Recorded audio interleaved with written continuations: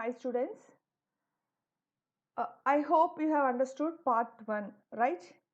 So let us just have a quick recap on what we have discussed in part 1. So we have discussed chapter 1 in civics, that is in Indian Constitution.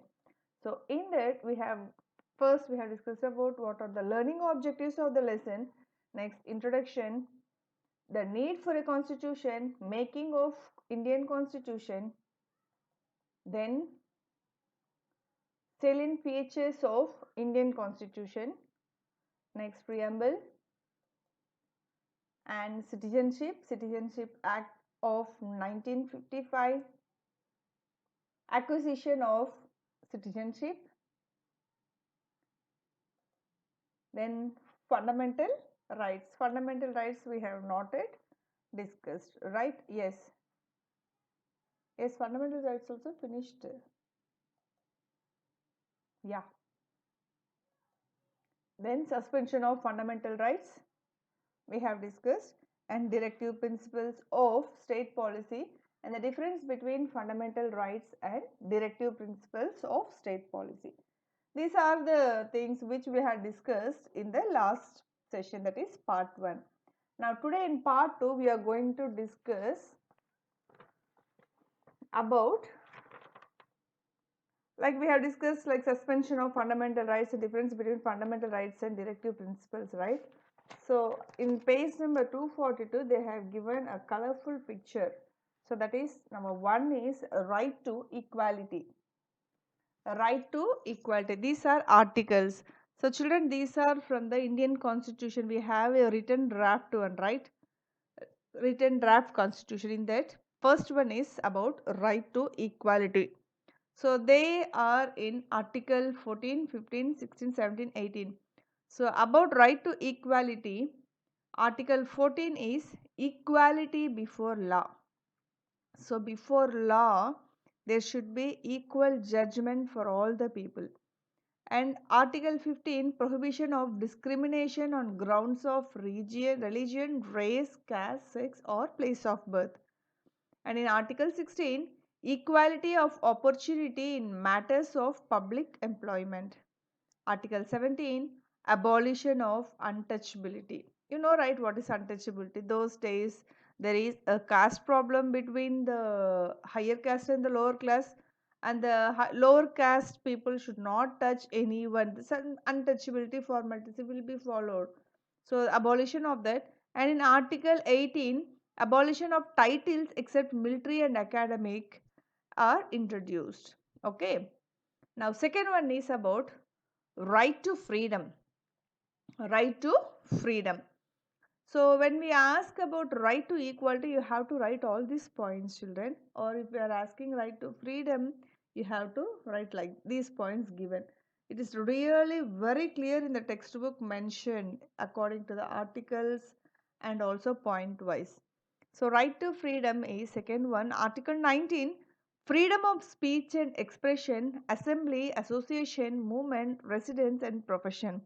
So according to article 19 in second right to freedom, people have freedom to speak what they think, what they are willing to speak, and they have the freedom to express what they want to talk.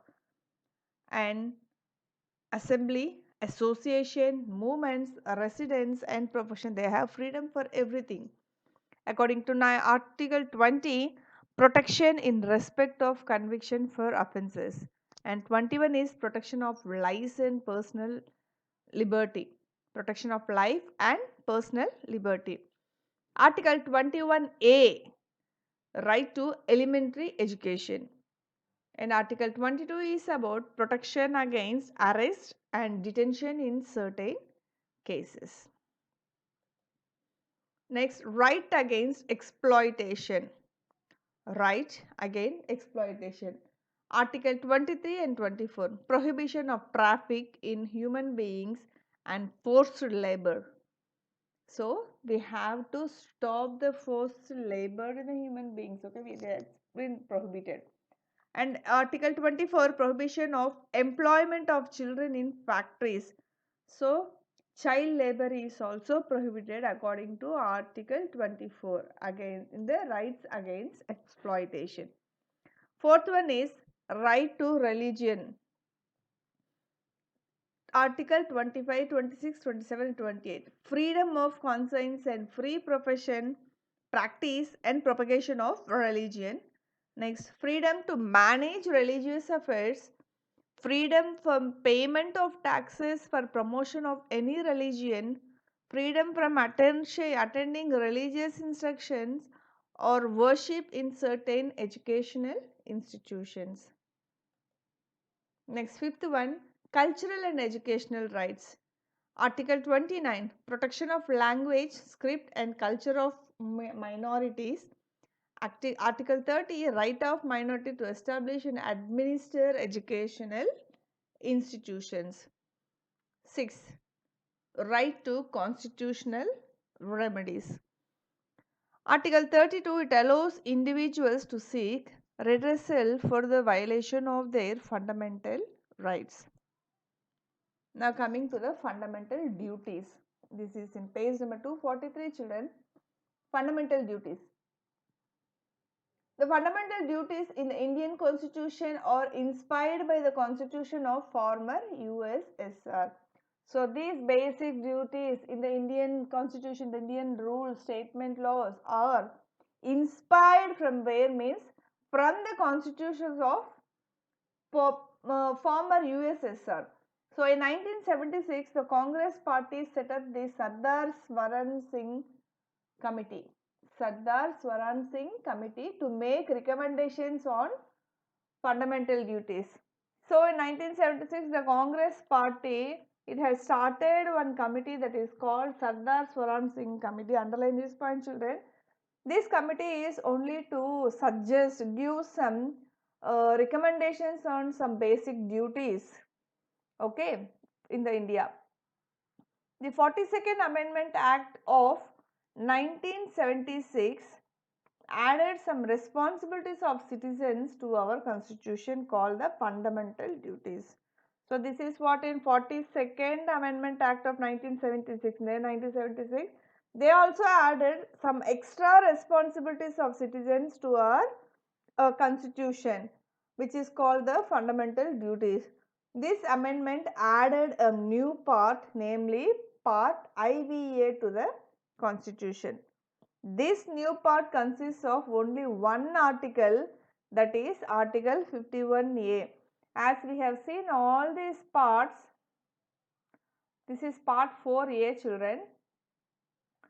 In all these parts we have seen so many articles are there, but here in part 4A of the constitution, it has only one article, and that is article 51A, which for the first time specified a code of 10 fundamental duties of the citizens.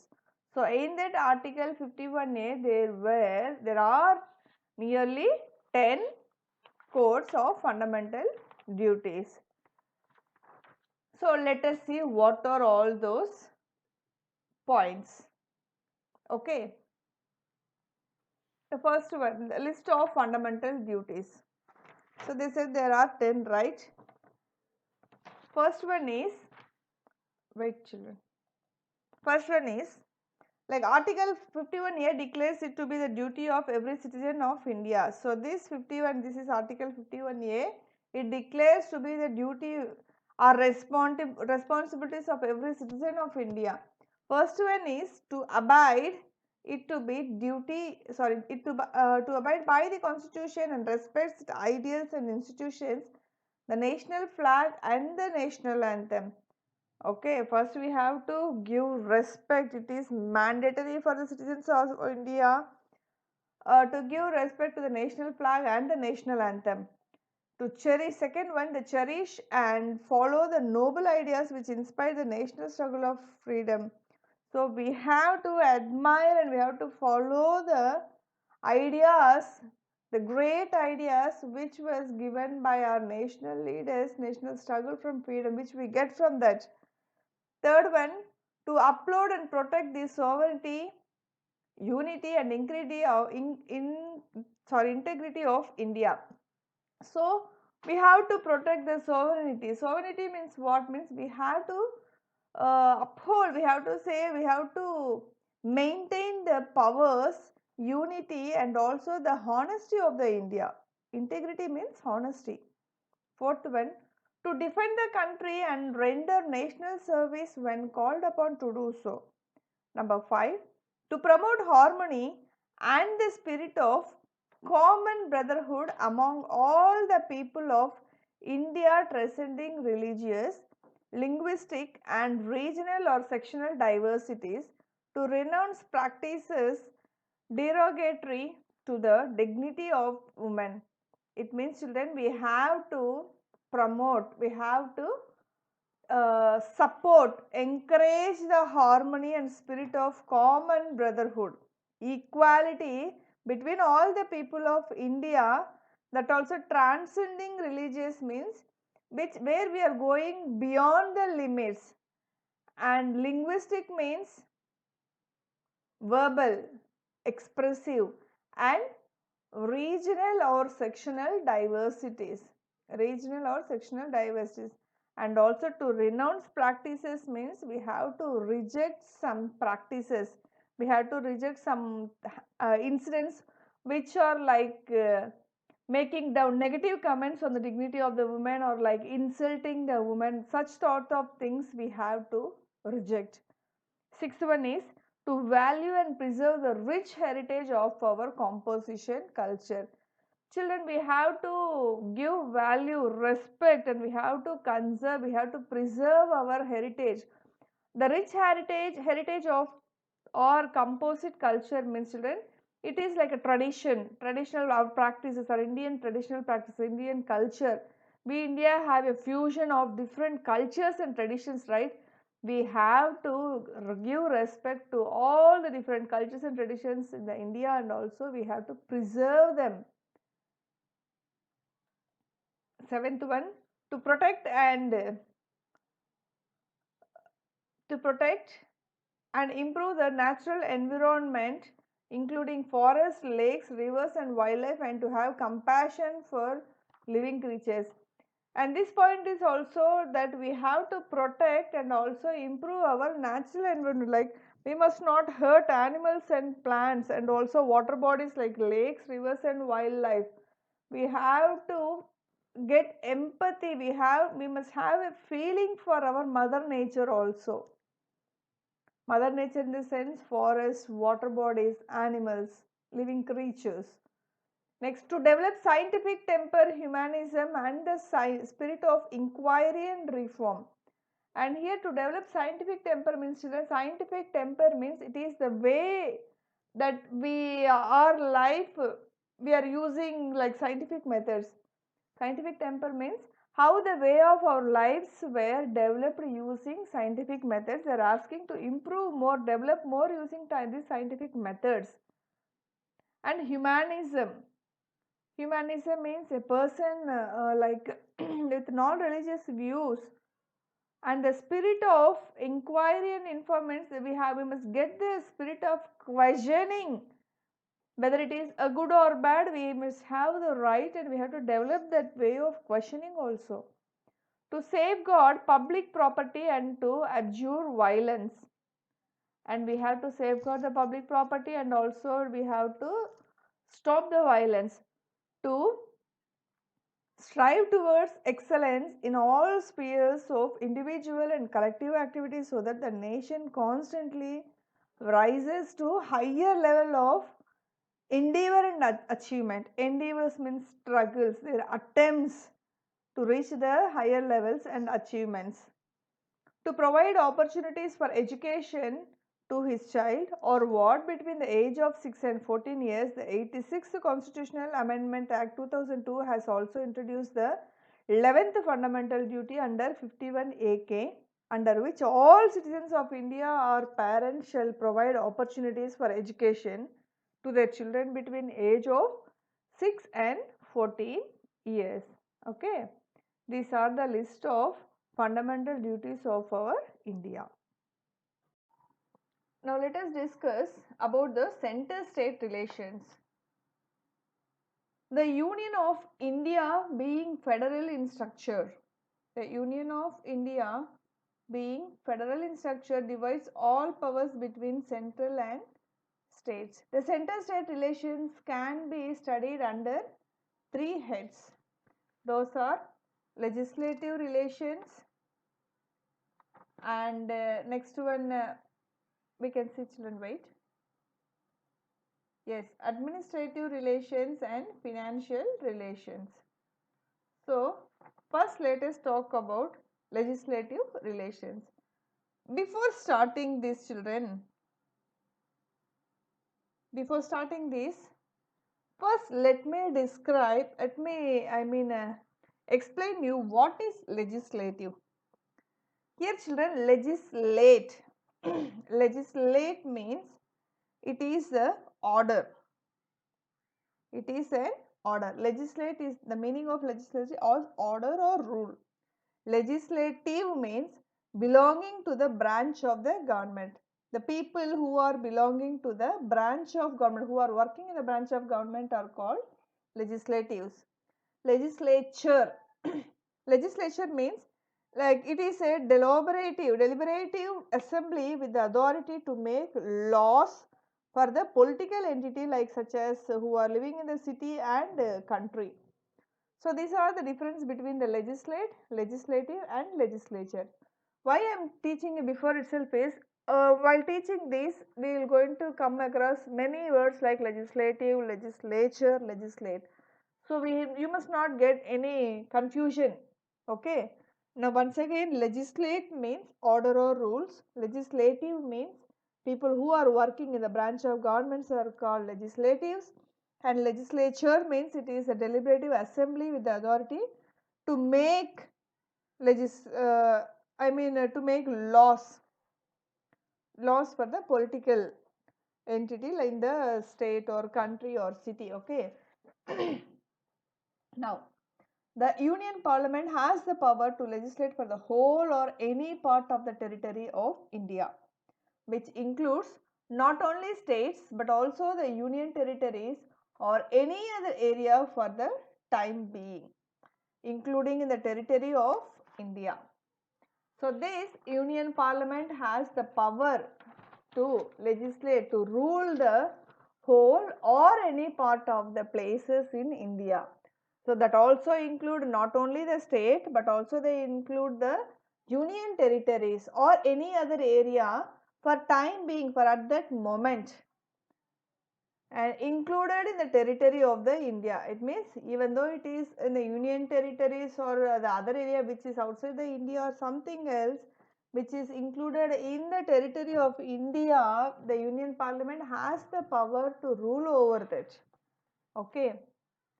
The 7th schedule of the Constitution embodies 3 lists, namely, the 7th schedule of the Constitution has what? 3 lists, namely, the Union list, state list and the concurrent list. 3 things: state list, union list and concurrent. Concurrent list means which is parallel, okay, of 97, 66 and 47 items respectively. These 3 lists are having how many items? 96, 66 and 47 items. So the Parliament enjoys the exclusive power of legislate on subjects enumerated in the Union list. The state legislature has exclusive right to legislate on the state list.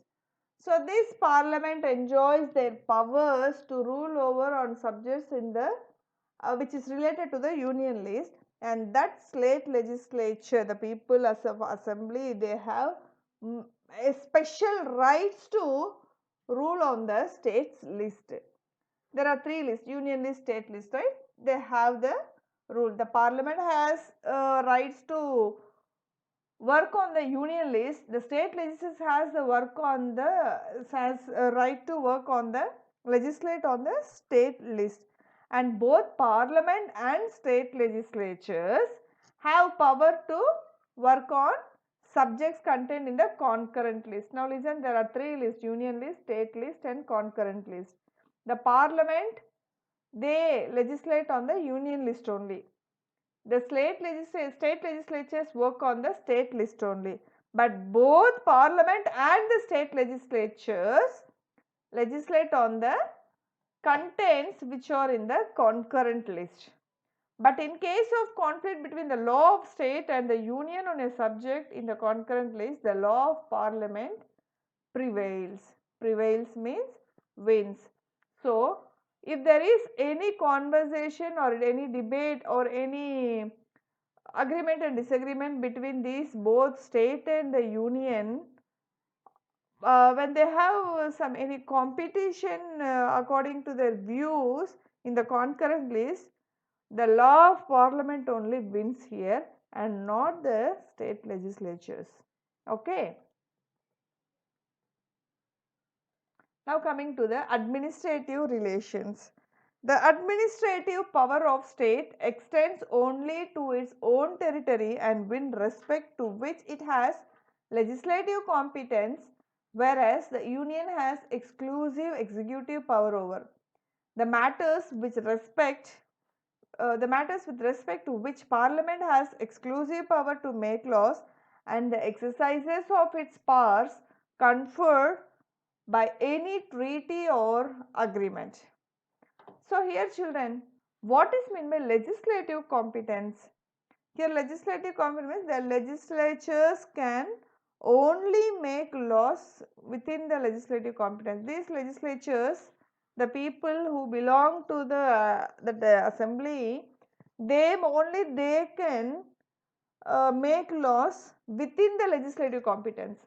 So, according to this administrative relations, the administrative power of the state, this will extend only within the territory to its own territory, and also it has some legislative competence, whereas the union people, right, the union has exclusive, they have special executive powers, and over what they are having is the matters, the content, the things with respect to which parliament has exclusive power to make laws and the exercise of its power conferred to any treaty or agreement. These union people have executive powers to work on it.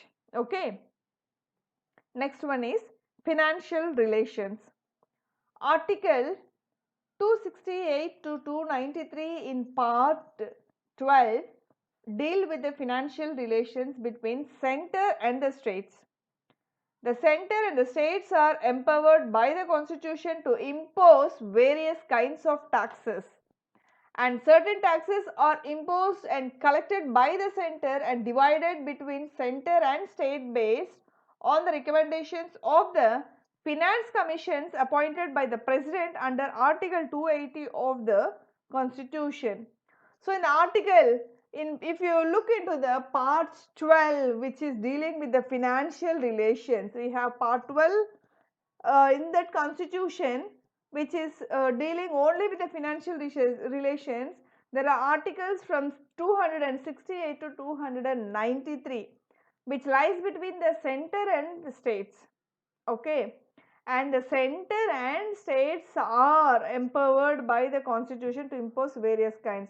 Both are included in that to implement many kinds of taxes, and certain taxes are imposed and collected by the center and divided between center and state based on the recommendation of the finance commission amendment. Some were collected by the central government and they will divide this between the taxes between the central and the state governments also. Okay, based on the recommendation of whom? Finance commission appointed by the president under article 280. So under article 280, a person will be elected as a president of finance commission, and that person will be giving some list according to the taxes collected by both center and state, and how much they have to divide and how much they have to share to every state. That will be decided and given by the president of finance commission. Okay. Now, late Prime Minister Indira Gandhi appointed the Sarkaria Commission in 1983 to make an inquiry into the center-state relations. So, our Prime Minister Indira Gandhi, late Prime Minister Indira Gandhi ma'am, She appointed Sarkaria Commission in the year 1983 to just inquire the status and inquire what are the relations between relation both financial and political into the center state relations. Okay, and the central government has implemented 180 recommendations of the commission. Central government recommended out of 247, 180 recommendations were implemented. It means came into the action. The most important is the establishment of the Interstate Council in 1990. It means the important thing, very important thing is the establishment of interstate. It means within the state council in the year 1990. Now, let us discuss about the official language. Let us discuss about the official language. In part 17, of the drafted constitution that deals with the official language. So just now we have discussed about the financial things, right? Now this one is just talking about the official languages, and the articles which are in part 17 are 344 to 43 to 351. So in those articles what they have mentioned are the provisions are divided into 4 heads. The provisions are divided into 4 heads, and what are they means language of the union, regional languages, language of the judiciary, and text of laws and special directives. So these are the 4 heads which were added in the like the constitution part 17 official language. What are the 4 heads means language of the union. First one is language of the union. Second one is regional languages. Third one is language of the judiciary, and the fourth one is text of laws and special directives. Now children, here the first language committee was appointed in 1955. So the government started acting on the languages also, because we India has a number of languages, right? So there should be some committee which is also having rules and regulations, and which will be having a structural figure of the languages of India. So the first language committee was also started, that was started over in 1955. It submitted its report in 56.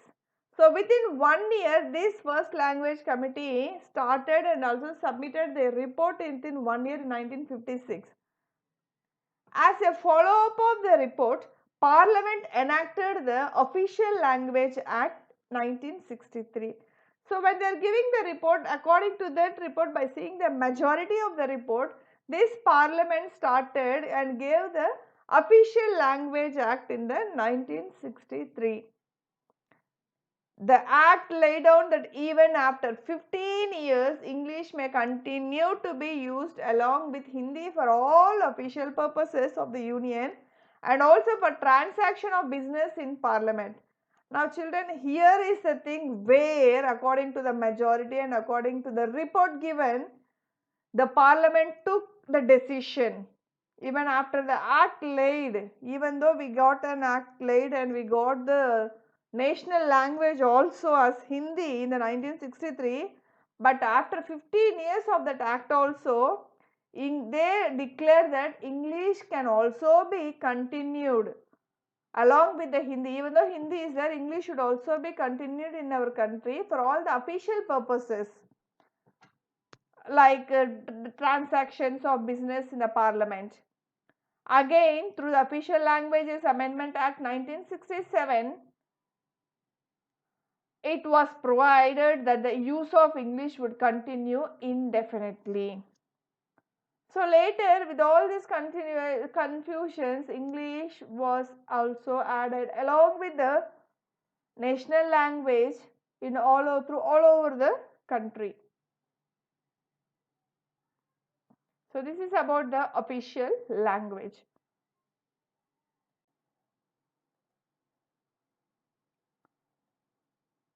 So the next one is emergency provisions. The central government has been vested with extraordinary powers to deal with conditions of emergency. Three types of emergencies are envisaged in the constitution. So the central government has been vested with extraordinary powers to deal with the conditions of emergency. Children, there are three types. There are three types of emergency which are envisaged in the constitutions.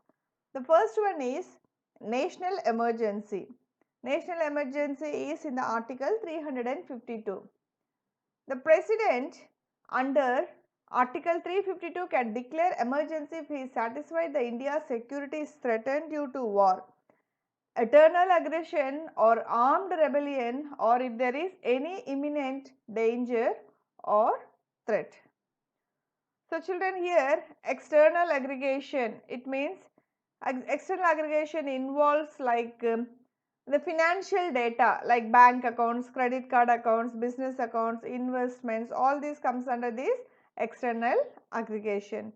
So armed rebellion means the people who are fighting against the government with weapons, okay. And here the president has, under the article 352, the president has rights. He can declare any sort of changes, he can declare any statements if he is satisfied with India's security, if there are any threatening because of the war or any financial status data, and also any like terrorist, armed rebel means like terrorist, okay.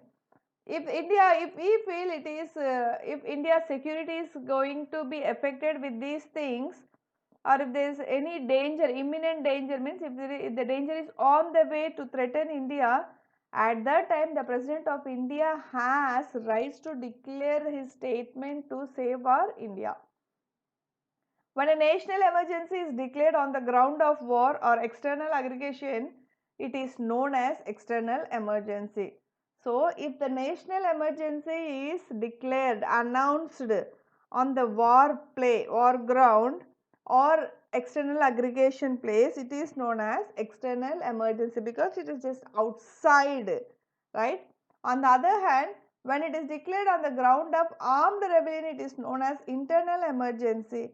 So if if there is a threat with the people who are threatening our India with armed forces, it is called as internal emergency.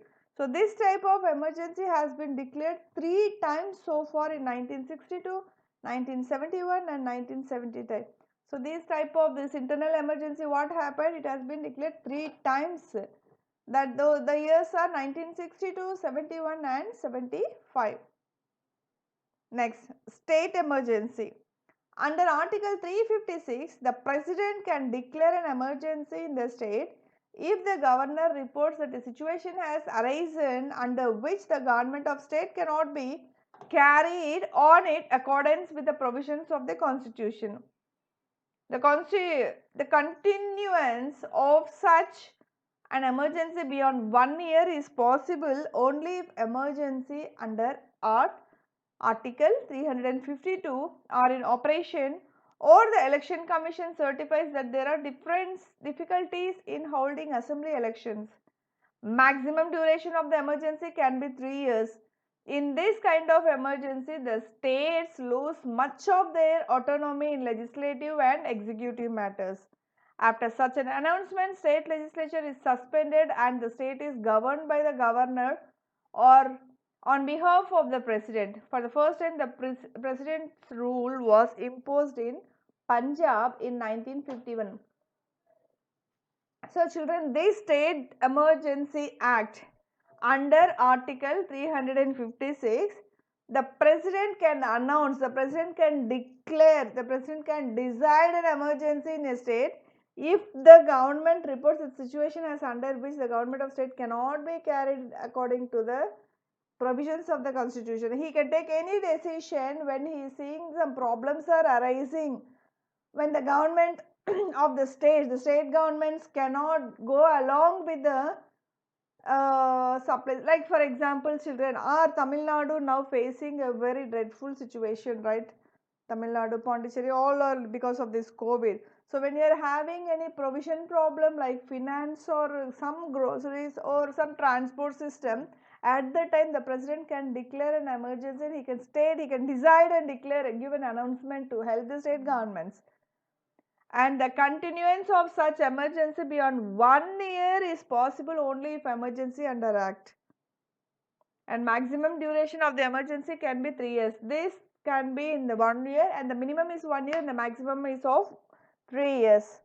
In this kind of emergency, what happens is the states lose much of their autonomy in legislative and executive matters. Okay. And for the first time, what happened? The president's rule was imposed in Punjab in 1951. Third one is financial emergency, Article 360.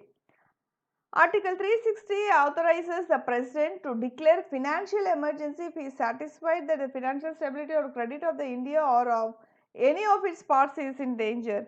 In this type of emergency, salaries and allowances of any class of persons serving state or union, including judges of the Supreme Court and High Court, can be reduced by an order of the president. This type of emergency has not been declared in India so far. Such that the third one is financial emergency. According to the Article 360, the president has the right to declare the financial emergency. If he is feeling that India is so far safe and no financial crisis arises, he can go on with that. But if he feels that like present situation, if the India is facing some financial instability, what happened is at that time the president can reduce, he has rights to reduce or increase the salaries of the persons who are working in the state and central governments. Okay, even though courts are declaring the rights and regulations, laws, rules of government, the president has right to even reduce the salary of Supreme Court and High Court judges also. And this type of emergency till now it has not been declared in India till today. Okay. Now amendment of constitution. Amendment of constitution. So the term amendment denotes change. Amendment means what? Change, improvement and modification. So in the changes or improvement or modification in the constitution. Amendment of constitution means what? The changes or improvement or modification of the constitution. Usually this term is associated with one or more changes made in the constitution of the country. Regularly these terms will be changed, one or more changes in the constitution according to the, when it comes to the safety and security of the Indian government or Indian people, right? Article 368 of the constitution in part 20 deals with the powers of parliament to amend the constitution of its procedure. So this constitution was drafted some long ago, right? According to the technical development and according to the development of our India and the Indian culture and Indian people, there may be some changes, there may be a need for some changes, right?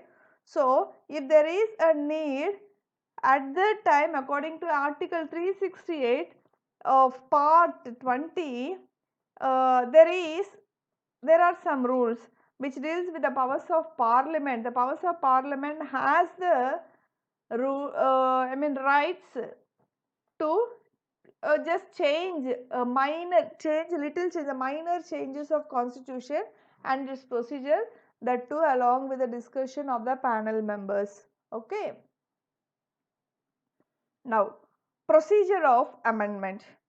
An amendment of this constitution may be initiated only by the introduction of a bill for the purpose in either house of parliament, and when the bill is passed in each house by a majority of the total membership of that house and by a majority of not less than 2/3 of the members of that house present and voting, it shall be presented to the president, who shall give his assent to the bill, and thereupon the constitution shall stand amended in accordance with the terms of the bill.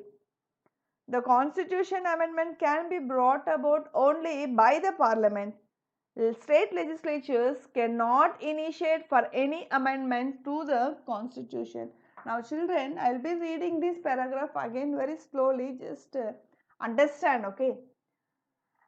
This change and amendment of this constitution may be initiated only by the introduction of a bill for the purpose in either house of a parliament, and when the bill is passed in each house by a majority of the total membership of that house, and also by the majority of not less than 2/3 of the members of that house who are presenting for the voting, and it shall be presented to the president, who shall give his promise, who shall give his sign assent to the bill, and thereupon the constitution shall stand changes in according with the terms of the bill.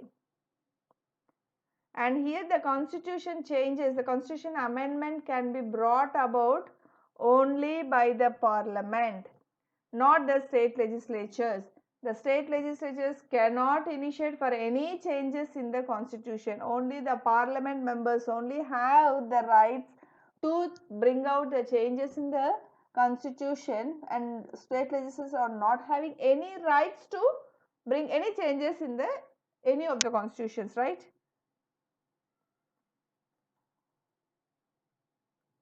Types of amendments.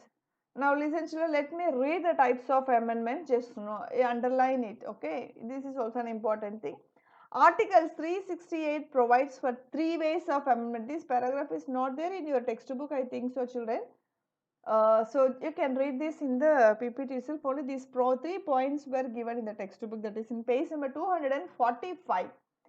Article 368 provides for 3 ways of amendments, that is by a special majority of parliament and also through the ratification of half of the states by a simple majority. Okay children, wait, something has changed. Yes, but some other articles provide for the amendment of certain provisions of the constitution by a simple majority of parliament, that is a majority of the members of each house present and voting, similarly to the ordinary legislative process. Notably, these amendments are not deemed to the amendments of the constitution of the purpose of article 368. Children, it's not at all very difficult to read. Whenever you are reading, just keep constitution. Constitution means those are rules and regulations, laws of India, LAWS laws, okay. And amendments means changes. If you know the correct meaning for these words while reading itself, you can understand the content. And this constitution can be changed in 3 ways. The changes were in 3 ways. Let me look for it. Amendment by simple majority of the parliament. So changes can be bring out by simple majority of the parliament, and amendment by special majority of the parliament. Third one is amendment by special majority of the parliament and the ratification of half of the state legislatives also. Some main characters can be taken while discussing the changes of the constitutions. Okay. Now the last topic, constitutional reform commissions. The National Commission to review the working of the constitution was set up by our solution of the government of India in 2000, headed by M.N. Venkatachalaya. So this national commission to review the working of the constitution, these commissions were to check over the working of the constitution, was set up by whom? By the government, like government of India in 2000, which is headed by M.N. Venkatachalaya. In April 2007, a 3-member commission headed by the former Chief Justice in India, M.M. Panchi, was set up by then the government of, one second children, wait, let me check. Yes, I thought I have done some mistake, but nothing is there. Yes. In April 2007, a 3-member commission headed by the former Chief Minister of India, Chief Justice of India, M.M. Panchi, was set up by. Then government to take a fresh look at relative roles and responsibilities of various levels of government and their interrelations. So what happened is in April 2007 there was a commission which was headed by 3 members.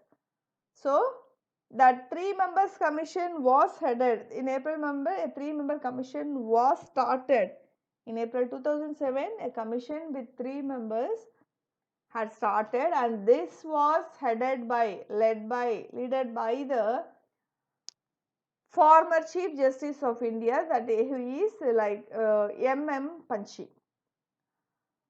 And also then the government also has to take a fresh look at relative roles and responsibilities. Not only they have to get addicted to like attached to the thing, the government often should take a fresh look ever often at the relative things and responsibilities of various levels of government and their interrelations. So they have to check in the inter and intra also. They have to go through over the rules and regulations and responsibilities which the other governments are taking in the other thing, and also which is happening between the states and central also, and interrelations, that also the government has to check over very often. So these are about constitutional reform, constitution, children. So with this we have completed chapter 1 in civics. So for some books, it may not be like a chapter 1. The chapter number may change. So this is the end of the lesson. Unit 1, that is Constitution of India. So children, if you have any doubts, you can call me and ask me, or whoever the teacher is available there, you can ask them and clarify your doubts. And be prepared, once you have finished going through the video or this recording session, just go through the textbook also. And while playing after finishing the recording, you just read the lesson once. If you have any doubt in particular area or any topic, again you just play this video again and you try to listen there. Still, if you're not able to understand, you can call us at any time. Feel free to clarify your doubts. Be serious in your studies. Be safe at home, and also concentrate on your daily test. Okay. Thank you, children. So let me sign off. This is Priya from Alpha Group of Institutions. Thank you, ma'am. Bye.